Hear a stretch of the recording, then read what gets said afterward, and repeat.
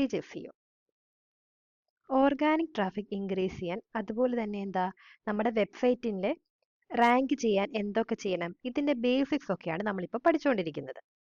On page SEO എന്ന് പറയുമ്പോഴത്തേക്ക് completely നമ്മൾ വെബ്സൈറ്റിനുള്ളിൽ ചെയ്യുന്ന കുറച്ച് കാര്യങ്ങളാണ് ഓൺ പേജ് SEOയിൽ പറഞ്ഞിരിക്കുന്നത്.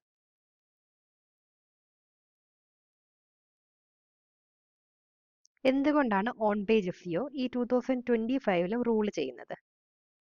85% സക്സസ് റേറ്റ് ആണ് പറഞ്ഞിരിക്കുന്നത്.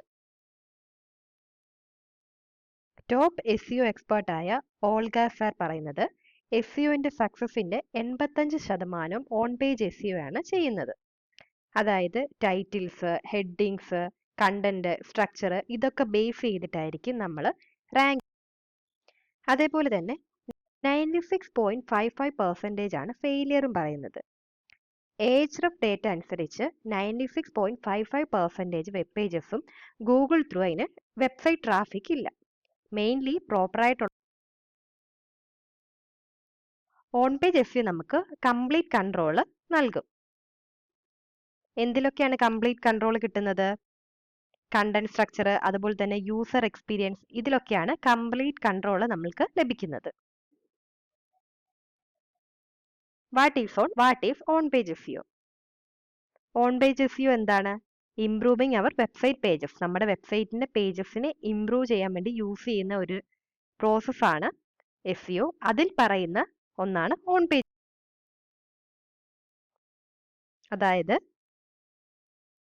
അതായത് റാങ്കിങ്ങിന് ഹെൽപ്പ് ചെയ്യുന്ന ഫാക്ടേഴ്സ് ഉണ്ട് ഓൺ പേജ് SEO വഴി.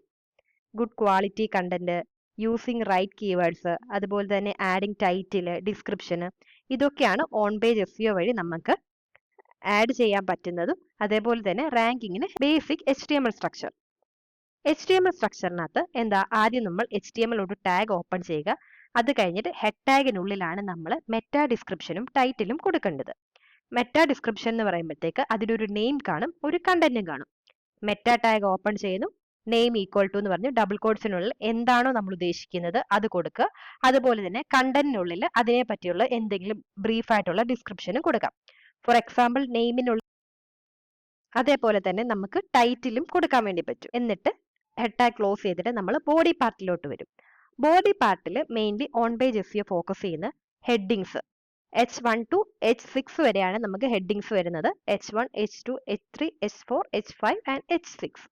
ഇങ്ങനെ ഓരോന്നും അതിന്റെ സൈസ് അനുസരിച്ചിട്ട് നമുക്ക് എഴുതാൻ വേണ്ടി പറ്റും. H1 എന്ന് പറയുമ്പോഴത്തേക്ക് മെയിൻ ഹെഡിങ്സിന് യൂസ് ചെയ്യുന്നതാണ്. H2 തൊട്ടിട്ടാണെങ്കിൽ നമുക്ക് സബ് ഹെഡിങ്സ്, അതുപോലെ തന്നെ അതിന്റെ വലിപ്പം അനുസരിച്ച് നമുക്ക് യൂസ് ചെയ്യാൻ വേണ്ടി പറ്റും.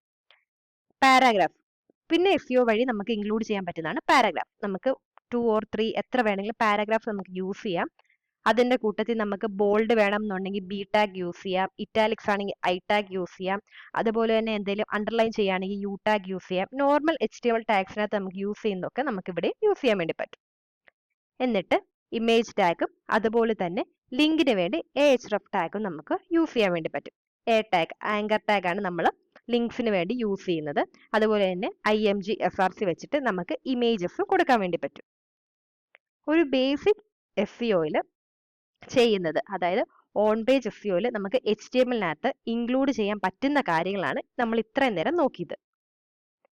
Meta description, title, headings, paragraph, അതുപോലെ തന്നെ ഇമേജസ്, ലിങ്ക്സ്, ഇത്രയും കാര്യങ്ങൾ നമുക്ക് കൊടുക്കാൻ വേണ്ടി പറ്റും. അടുത്തത് ഓൺ പേജ് SEOയുടെ കുറച്ച് ഫാക്ടേഴ്സും കാര്യങ്ങളാണ് നമ്മൾ ഡിസ്കസ് ചെയ്യാൻ വേണ്ടി പോകുന്നത്. ഫസ്റ്റ് വൺ പറഞ്ഞേക്കുന്നത് കീവേഡ് റിസർച്ച് ആൻഡ് ടാർഗറ്റിംഗ്. ഓരോ പേജിലും മെയിൻ കീവേഡ്സ് നമ്മൾ യൂസ് ചെയ്യുക. അതുപോലെ തന്നെ റിലേറ്റഡ് സപ്പോർട്ടിംഗ് കീവേഡ്സ്, ഇതൊക്കെയാണ് നമ്മൾ യൂസ് ചെയ്യേണ്ടത്. ഇതാണ് കീവേഡ് റിസർച്ച് അല്ലെങ്കിൽ ടാർഗറ്റിൽ പറഞ്ഞിരിക്കുന്നത്. നമ്മൾ ഫോക്കസ് ചെയ്യേണ്ട കാര്യങ്ങളാണ് ഇവിടെ പറഞ്ഞിരിക്കുന്നത്. Next one high quality content.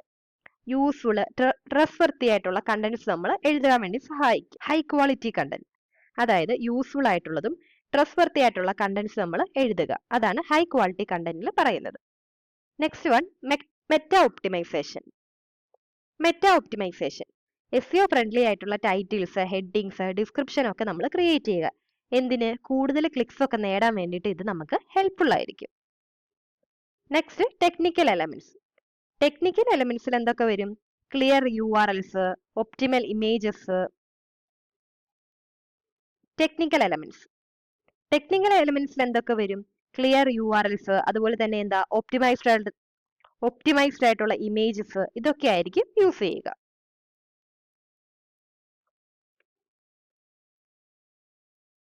Next ഇതിൽ പറയുന്നത് നമ്മുടെ റിസർച്ച് ടൂൾ. നമ്മളിത് നേരത്തെ നോക്കിയിട്ടുള്ളതാണ്. റിസർച്ച് ടൂൾസ്, അതുപോലെ തന്നെ എന്താ long tail keywords, search intent ഒക്കെയാണ് ഈ ഒരു സ്ലൈഡിൽ പറയുന്നത്.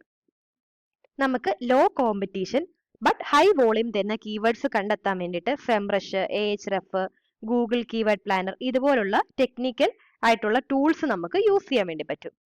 ലോങ് ടൈൽ ഫോക്കസ് എന്ന് പറയുമ്പോഴത്തേക്ക് എന്താ ബെറ്റർ കൺവേർഷനും ലെസ് കോമ്പറ്റീഷനും വേണ്ടി നമ്മൾ ലോങ് ടൈൽ ആയിട്ടുള്ള കീവേഡ്സിന് നമ്മൾ ടാർഗറ്റ് ചെയ്യുക. അതാണ് ലോങ് ടൈൽ ഫോക്കസിൽ പറയുന്നത്.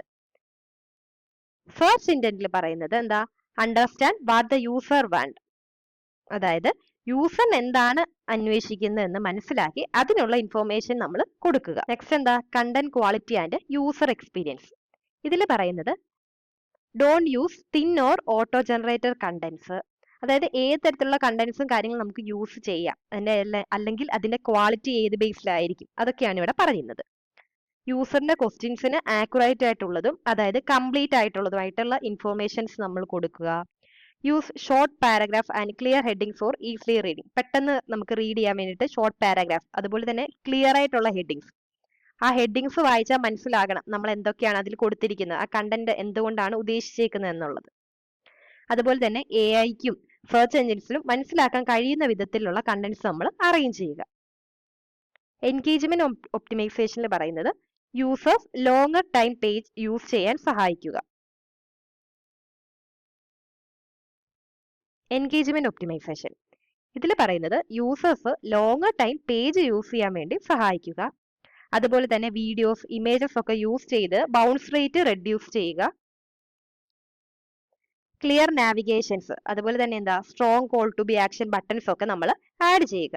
ഇതൊക്കെ വഴി എന്താ കണ്ടന്റിന്റെ ക്വാളിറ്റി ഒക്കെ ഇംപ്രൂവ് ചെയ്യാൻ വേണ്ടി നമുക്ക് ഹെൽപ്പ് ചെയ്യും. അടുത്തത് technical and structural on page SEO, crawlability and indexing.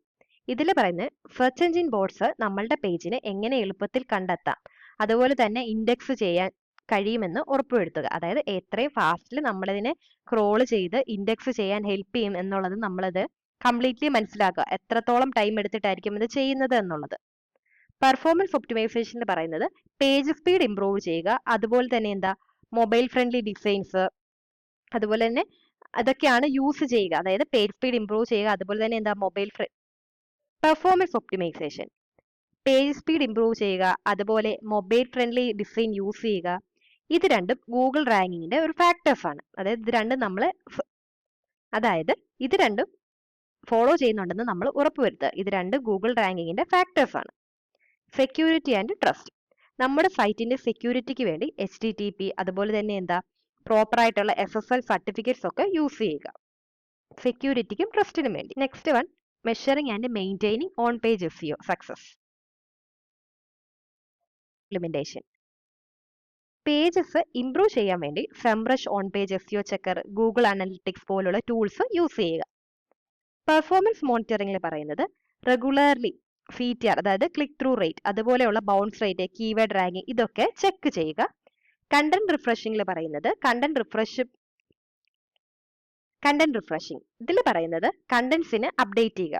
അതായത് നമ്മൾ കൊടുക്കുന്ന കണ്ടന്റ്സ് ഡെയിലി അപ്ഡേറ്റ് ചെയ്യുക. എന്തൊക്കെയാണ് അതിൽ കണ്ടന്റ്സ് നമുക്ക് എന്തെങ്കിലും ആഡ് ചെയ്യാനെങ്കിൽ ആഡ് ചെയ്യാം, എന്തെങ്കിലും മാറ്റാണെങ്കിൽ മാറ്റുക എന്ന് വെച്ചാൽ മൊത്തത്തിൽ അതിനെ ഒന്ന് റിഫ്രഷ് ചെയ്യുക. അതാണ് കണ്ടന്റ് റിഫ്രഷിംഗിൽ പറയുന്നത്.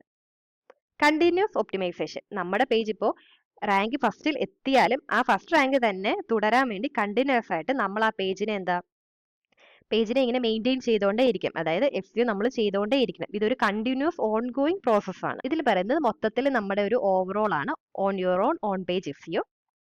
അതായത് focus on page optimization before chasing backlinks for advanced tactics.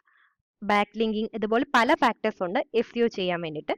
Firstly നമ്മൾ ഓൺ പേജ് SEOയിൽ നമ്മൾ ഫോക്കസ് ചെയ്യുക.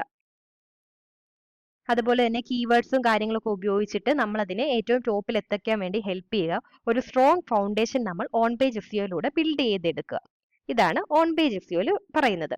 ഓവറായിട്ട് പറയുമ്പോൾ നമ്മൾ വെബ്സൈറ്റിനുള്ളിൽ നമുക്ക് എന്തൊക്കെ ചെയ്യാൻ പറ്റും അതാണ് കംപ്ലീറ്റ്ലി ഓൺ പേജ് SEOയിൽ പറയുന്നത്.